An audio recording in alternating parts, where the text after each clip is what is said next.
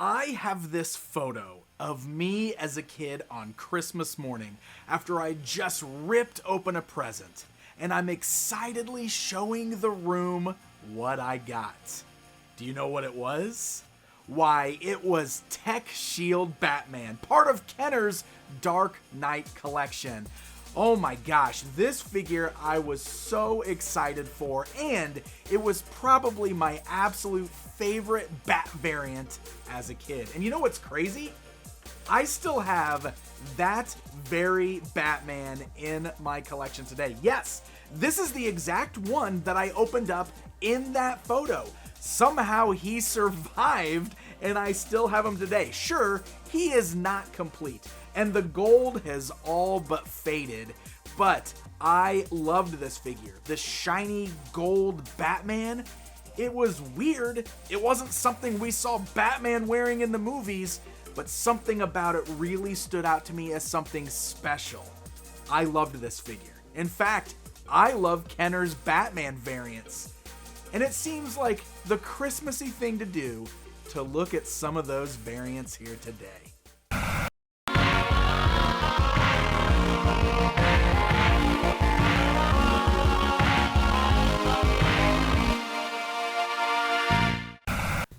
So Kenner's Batman line. Now, most of you who grew up in the same era as me are quite familiar with these. I don't think it could be overstated enough just how successful the 1989 Batman movie was. Bat fever was running wild, brother. It was everywhere. So much merchandise. And as we're rolling into the release of Batman Returns, Kenner gets the license back from Toy Biz, and they launched the Dark Knight collection, followed up by the Batman Returns line.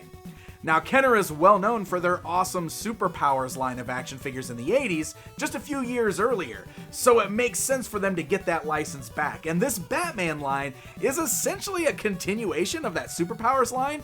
The proportions are very similar, they're built very much alike.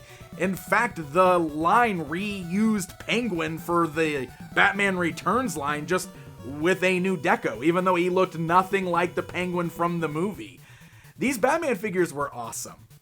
And while the Batman Returns line gave us some new villains like Penguin and Catwoman and some sweet little penguin henchmen, the majority of the line was Batman variations. And I know nowadays it has become a joke, all the weird colors and crazy variations of Batman, but I gotta be perfectly honest, I love them. I loved them as a kid, and even looking at them now, I definitely still have an appreciation for them, and that's why today I'm just gonna open up some old Kenner Batman variants and we're gonna check them out together. Let's start with one of those figures from that Batman Returns line, and probably one of the more popular of the Bat variants. It's Air Attack Batman. Can we take a moment to appreciate the amazing artwork on the packaging? Oh, I love that. Such nostalgia here. If we look at the backside, we've got this amazing cross-sell showing you those villains that I talked about, showing you lots of vehicles, a playset, and then of course, several of the Bat variants. It hasn't gotten too out of control yet, but you can see basically half the cross-sell are variations on Batman there. So as we get this guy pulled out of the packaging, you can see his amazing paint deco. According to the packaging, this is his camouflage. But the camouflage is really interesting because it's just got these crazy white geometric shapes on his usual black outfit. I'm not exactly what type of camouflage this in or where he could hide with it, but it is extremely cool looking. In fact, I remember everybody having this particular figure when I was a kid, and there's something about this crazy paint deco on this Batman that still stands out today. This is a really cool looking action figure. So the figure itself is standard. In fact, basically all of these figures are the exact same mold. It was a great way for Kenner to get a lot of part reuse and just keep repainting Batman over and over to sell different variations of him. But it's just a standard articulated action figure with no action features. The action features usually were found in the accessories that came with the figures. In this case, it's his artillery gear. The artillery gear is a vest or a armor piece that just snaps onto his torso there. It clips around his waist and fits over his shoulders.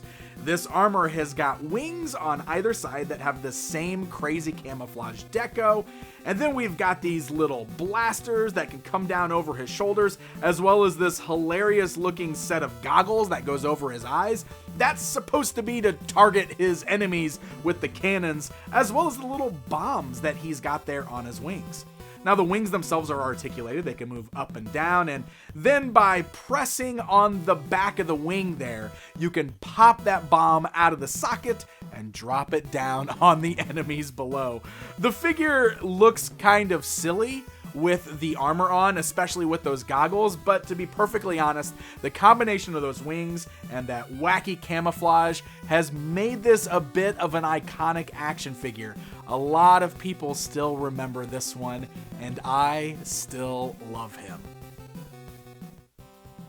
New for Series 2, it's Hydro Charge Batman. Oh yeah, neon yellow? Now we're talking, my friends. Again, amazing artwork up there at the top. This particular figure comes with a water blast missile. Oh wow, a missile that launches with the power of water? Can't wait. Sounds exciting. And then, of course, looking at that cross-cell there, you can see we got more bat variants that take up more than half of the cross-cell on the back there. So popping this guy out of the packaging, it is once again the exact same mold, so we know what we're getting with this figure. However, now he's wearing this bright yellow outfit with a little bit of black mixed in there as well. This really seems to go completely against what Batman's all about, especially in those movies. He's the Dark Knight wearing the dark colors, but in Kenner, nah, bright yellow, why not? So this guy has that water blasting missile that I told you about. Unfortunately, my missile completely disintegrated out of the packaging. When I opened it, it just fell apart with no pressure whatsoever. But I want to see this thing work, so I'm just going to get myself a little piece of tape. I'm going to wrap that around. We're going to tape that missile back together. We're going to see if we get it to work here. Now, this water blaster, you can see, has just got one of those big black bulbs on the back of it. So if you place this down into water with that pressed and then let it go, that's what's going to fill up the cannon with water. Then you plug the missile onto the end of it and then hook this thing over Batman's arm.